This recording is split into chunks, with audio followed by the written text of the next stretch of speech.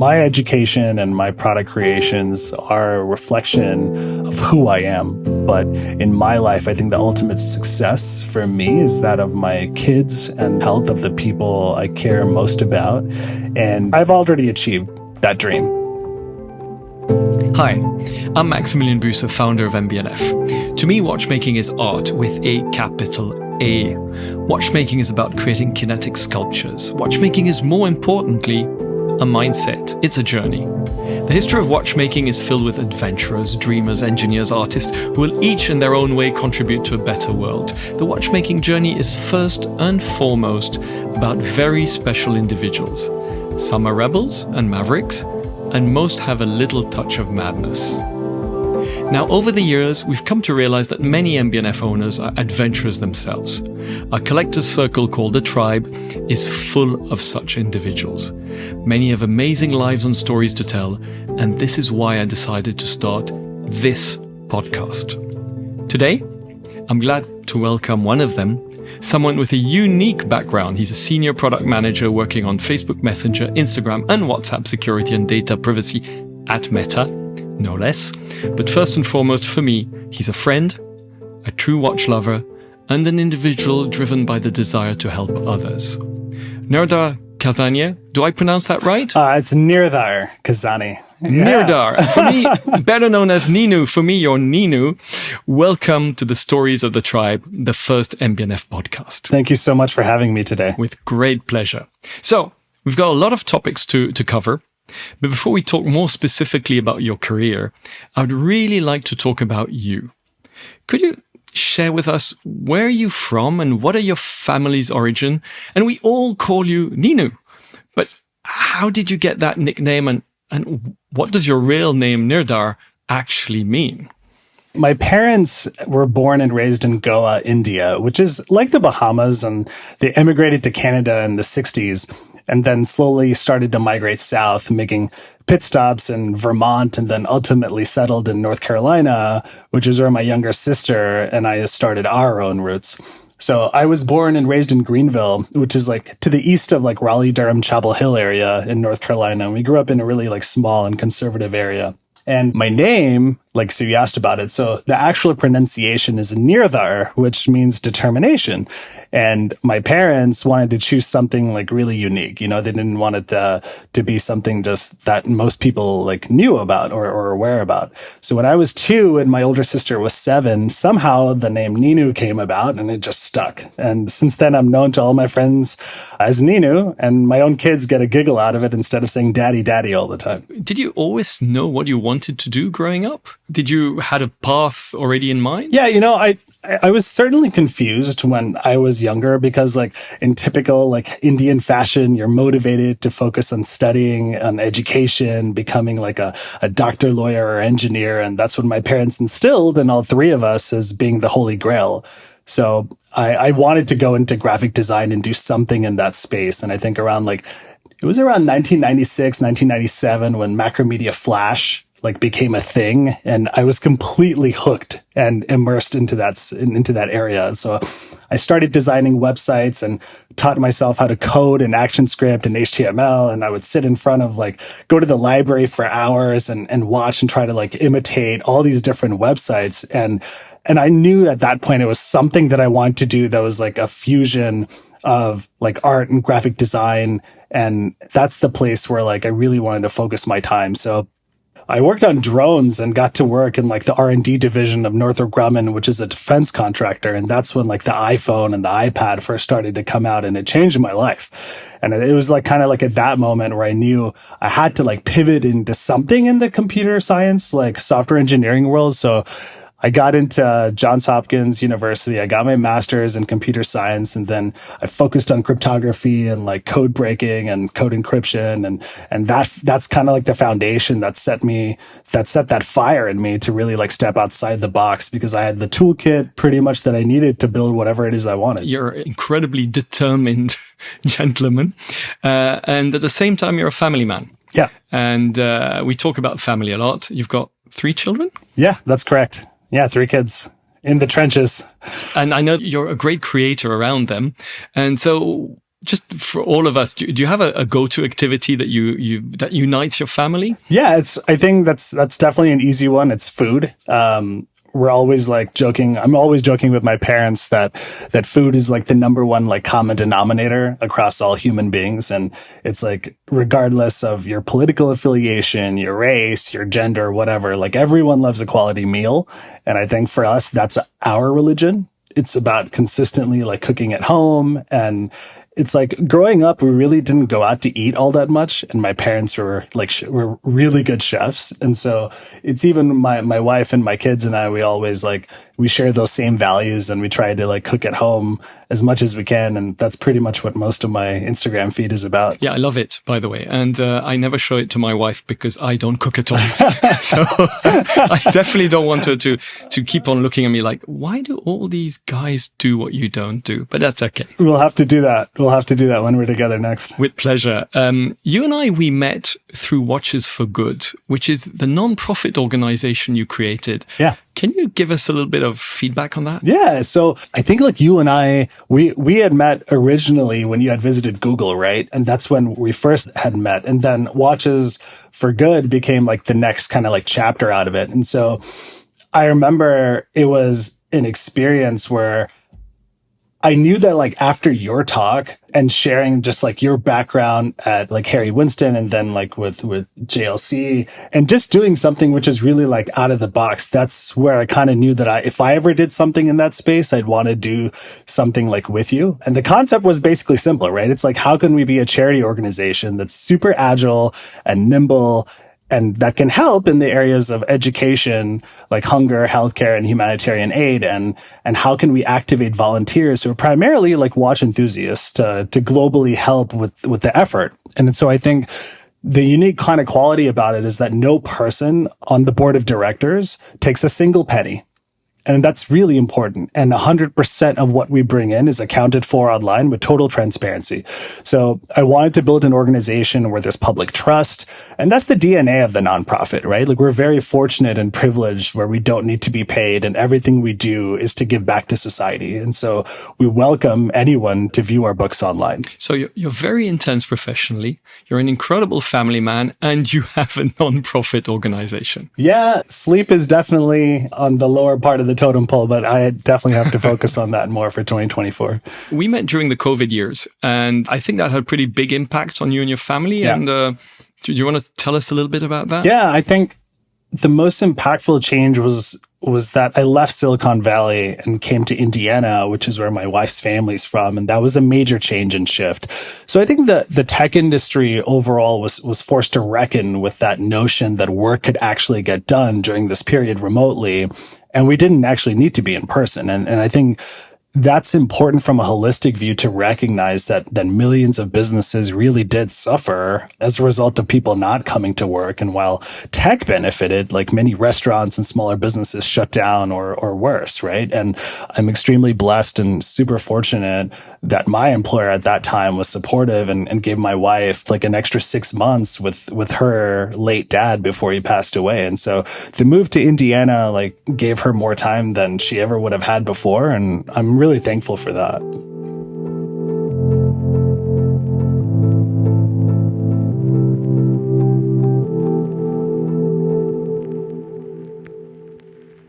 I've had a glimpse of how your mind works. It's always racing and processing. It's what's next, or how can I optimize, or what can I do better? Maybe you would like to share with us what's the most important or recent personal project you're working on. I'm working on an app for Watches for Good that will hopefully help like every watch collector in the world. It's an ambitious goal. It's one that we're not on any set timeline other than the ones that I'm setting for myself and the team. But it's to try to help you keep everything together in the most secure way that's ever been designed, at least that I'm aware of, by a cryptographer, such as me, and also design at the forefront. And so stay tuned for more, but like we're hoping to be done maybe by the end of 2024. You've worked for the two leading tech companies, Google and now Meta. Both, each time you were in the security and privacy. That's your forte. Can you tell us a little bit about the Google experience?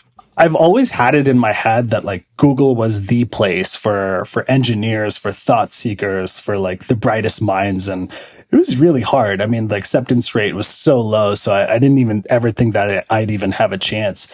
And so it was primarily like a pipe dream of like, oh, I don't know if I could ever even get here, but I really had it in the back of my mind that that's the place where I should go if I wanted to try to be with the greatest minds. And you entered Google in which year? I started in 2013.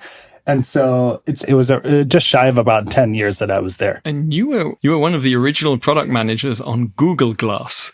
So Google Glass, there was a lot talked about it. Can you share a bit of why it was so contentious? So I think privacy by default is really, really hard. And Glass was ahead of its time with like wearing a computer like on your face around 2013. And just pause for a second and just think about that. Like today, like in 2024, the Apple Vision Pro like just came out, right? So like there's Oculus, which is there from Meta. There are all these different competitors. But in 2013, that was a big leap. And so I remember walking throughout the streets of San Francisco in the Mission, and like half the time I'd have like people coming up to me and asking, "Hey, how does this work? I want to give it a shot. Like, show me like what can I do with this thing?" And then there's other people on the other side of the street who are calling me a glass hole. It was the most polarizing product I've ever worked on to date, and super rewarding. So was it just basically too early? It was definitely too early. Like, I mean, like the battery would drain and not too much time. Like the processor would start like revving really hard. It was a lot of energy that would be depleted. So a lot of considerations and also privacy and security things that we had to figure out. So definitely challenging. Yeah. And you worked on a lot of other really important products. Which ones did you work on already at Google? I worked on a number, but I can maybe share a couple of them. So, for example, if you open up Google Maps today and in the top left corner, you'll see like a restaurants tab. And if you tap on that, I helped to launch that. It was around like 2016, 2018 time period. And so the machine learning and ranking algorithms that we created during that period became like the backbone for finding the best restaurants, like the small hole in the wall pub places, like ramen places or craft beer that you'd never ever realize that even existed, and we'd bring them to the forefront. And so dining and my passion for food was certainly one of the most fun topics I've ever worked on and impactful, as I kind of like designed a way for people who even had different conditions. For example, if you have like celiac disease and you need to input preferences of seeing like, hey, how can we cater to gluten-free diets, like those kind of things. We really went down even that much further to try to find and build the best recommendation engine that the industry had ever seen. And no one had ever done that before. So we built machine learning models that worked within all of our like internal tests. And then we scaled it to the entire world. And that affects billions of people even today. Honestly, it has completely changed my life. Not only dining, but Google Maps generally. I mean, good. I think of what our lives were 15 years ago. There was GPS. But I mean, the GPS were never up to date and all that. And now I just look at my phone in the car and that's it. And it's wow.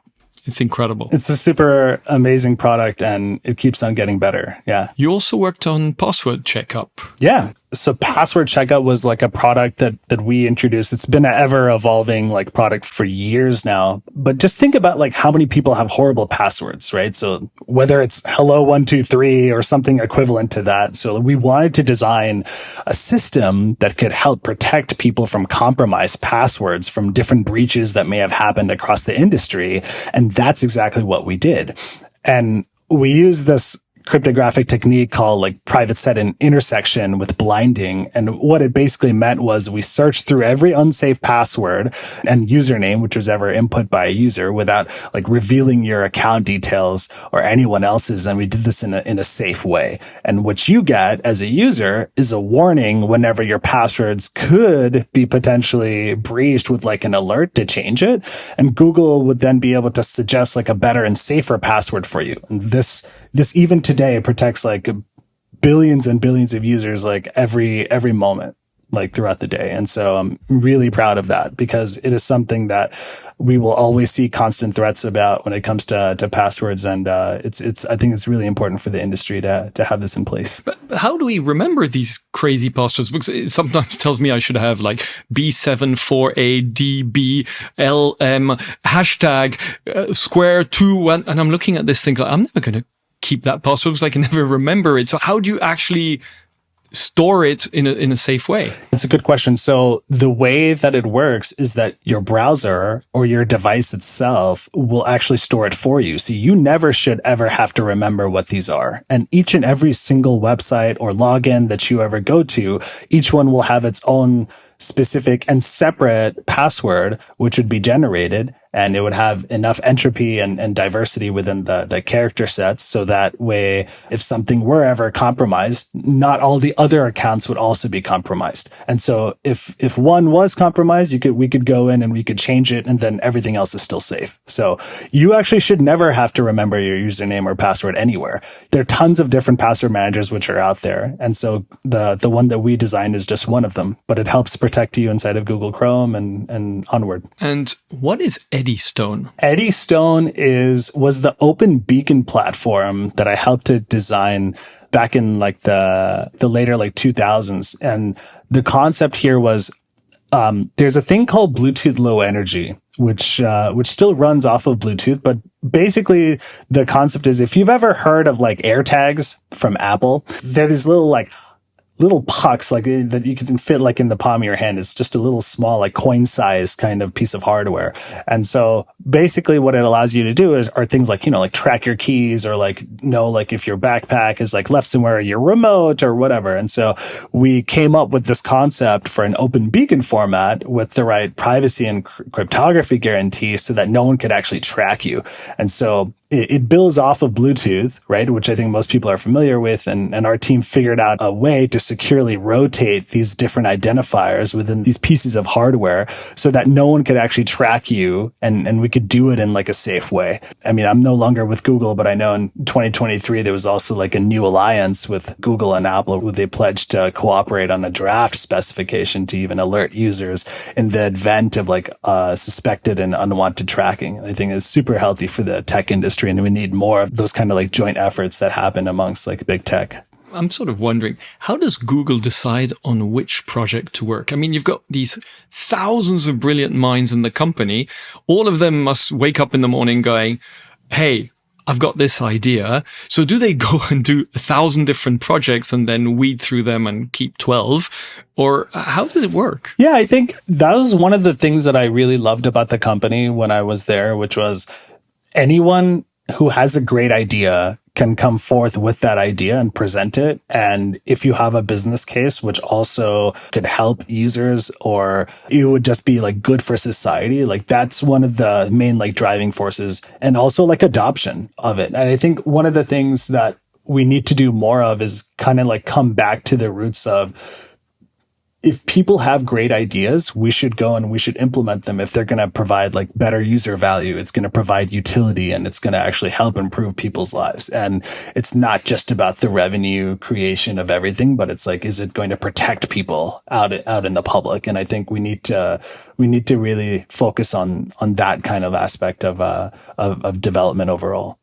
I know you're not working there anymore, but is there a charter of characteristics which has to tick all the boxes or not? I don't think that there's any set formula as such. I think it's more about, does your idea have legs? Do you have the right team and pitch to be able to bring it to the forefront? And is it something that people get really amped and excited about?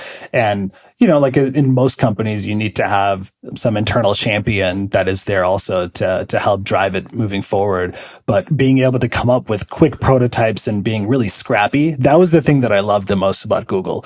You could be scrappy, put together a prototype, bring it to like an experiment, and then start testing and seeing how it could scale. And then the more people that you get excited about it, the better it becomes.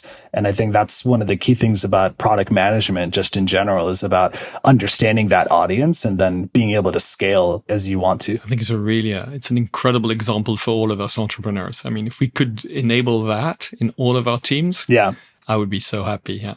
So now you're at Meta, you're senior product manager, and you actually work from Indiana. So how does that work? Do you actually go back and forth with Silicon Valley, or?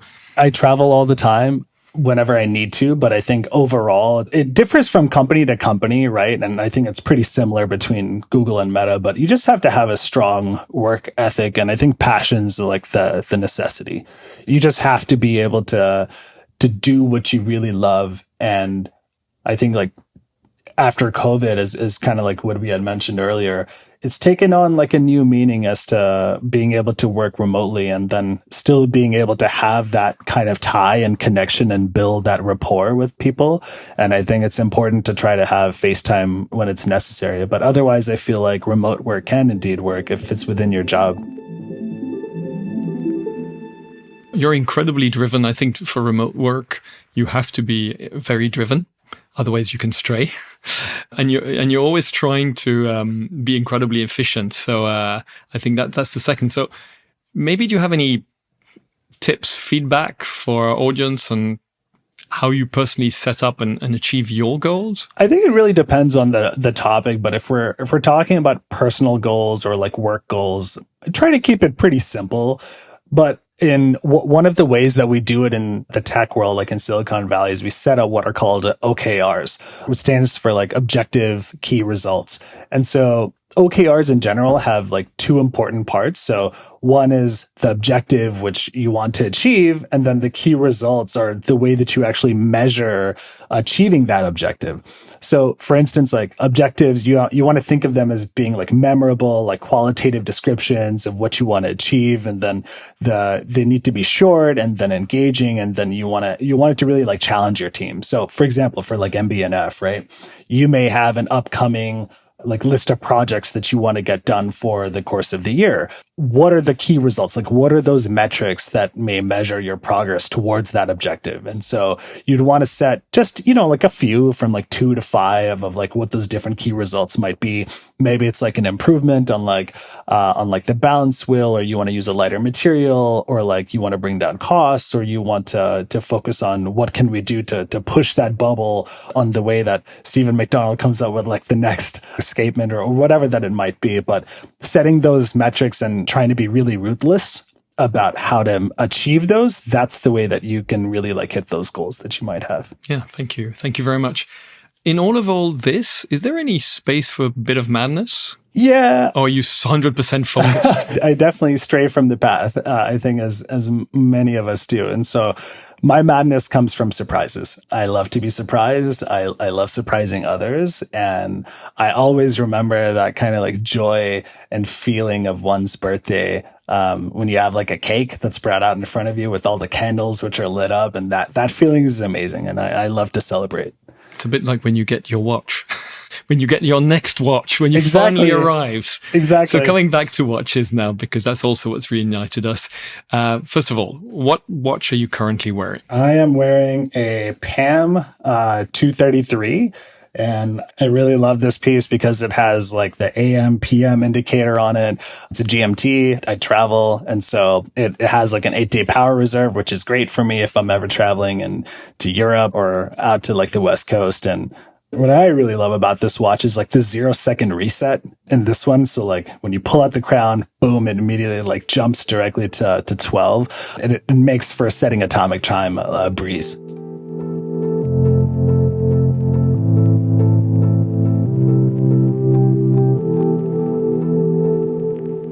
Coming back to actually childhood, I'm thinking my very first watch was a little Jean Perret. I don't even know, probably that brand doesn't exist anymore. I think I was 8 when my dad gave it to me. Can you remember your first watch as a kid? I vividly do. And so the most meaningful watch for me was the Ironman Triathlon Data Link. And I don't know if you remember those really big, like CRT monitors, like the thick ones, like not the flat panels, but yeah, that's my era. Yeah, like my era too, right? So we're not too far from each other in age. So this watch used an optical sensor, which was at the top of the watch. And so it would read pulsating lines from one of these like big like CRT thick monitors, and it converted them to letters and words. And that's what scrolled across your screen. And this was totally magic for like a fifth grader. And my jaw dropped when I first saw it. So I pleaded with my dad to get this for over a year, and it's what 100% locked me into watch collecting. That whole my jaw dropped. I mean, that's the sort of thing I, as a watch creator, but also, of course, as a watch collector, I'm looking for. What gets your adrenaline levels up today when you think of contemporary watchmaking? That's a hard one. Probably escapements, because I think it changes that like rotational energy into lateral impulses, and I love that like tick tick tick tick tick like subtle sound as it differs between every watch brand. And like when I'm stuck coding or when I'm thinking, I'll just rest my hand like on my chin like this, and I'll just smile when I hear the ticking, because every single watch is different, whether it's, IWC, Panerai, whatever. It could be anything, MB&F. Each and every single watch has got its own unique fingerprint, if you will. And that fingerprint is what I think sparks that adrenaline going in me, because it's like, oh, I have this watch on today. That's cool, Loving the tick of a watch is part of what we are. Yeah. I have this issue. We've created all these little clocks with Lippe. But my wife will not let me wind them up because they make so much noise. And I love that tic-tac that you hear into the room when you arrive. It's like in the old days, there was the old grandfather's clock on the mantle. But my wife's like, can you please not wind that thing up? Nice. Clearly, we don't come from the same world. Yeah. Coming back to life in general, and that's something we like to ask all our guests, is what advice would you give yourself, your younger self, if you met him? Oh, I would say if I could meet myself and have like a face-to-face conversation, I'd probably say something like, I know you want to be accepted and you want to try to fit in, but don't try to follow the crowd, because that voice inside of you, like you don't need to. Like I tell myself to be confident, but don't display arrogance as much as you can, and try to continue to help those who are less fortunate behind the scenes, and make sure to take dad's credit card and buy those like 3-letter like domains that you had in like your shopping cart in like 4th or 5th grade. A quick story on that. I had multiple domains, which were like 3 letters, like air.com, like hi.com, like 2-letter domains. I mean, these would be worth millions today. And my dad did not give me his credit card because there was something like $150 or $200 per domain at that time. And he was like, go study, go work on your homework. Like, I'm not giving you my credit card. Yeah. It's like, go do something serious. I feel like that was like the time when I had that little spark of foreshadowing of like what may happen in the internet. But yeah. And we'll maybe finish on one tough question: is what's the most amazing thing you've ever done to pursue your dream? Oh, you asked some hard questions, Max. I found love. I found my lifelong partner. Her name is Rani Ramaswamy, and she's my wife. She's the mother of my children, and she's my best friend. She motivates me and is an incredible gynecologist and surgeon, and has fundamentally changed my philosophy on how to elevate my career. And my education and my product creations are a reflection of who I am. But in my life, I think the ultimate success for me is that of my kids and health of the people I care most about. And I've already achieved that dream. Like, I'm in the bonus round now, and I'm just playing with house money at this point. I love that. I'm in the bonus round. I am. I think I'm in the bonus round also. Yeah. Thank you. I hadn't thought of it that way. You're very right. Wow. Thank you so much for this great moment of sharing. We've known each other for a while now, and I actually learned so much during this interview. So thanks very much. By the way, I should mention you've been an incredible help for us at MB&F to help on our security on social media, and thank you for that also. Wow. I don't know how we would have done without you at some point. And that brings us to the end of today's episode. Thank you so much for joining us. We hope you've enjoyed our conversation with Nino and that you had a glimpse into his wonderful journey. We'll soon be back for a conversation with another of our tribe members. If you enjoyed today's episode, remember to subscribe to our podcast so as not to miss our next conversation. Stay curious, keep exploring, and cherish your madness.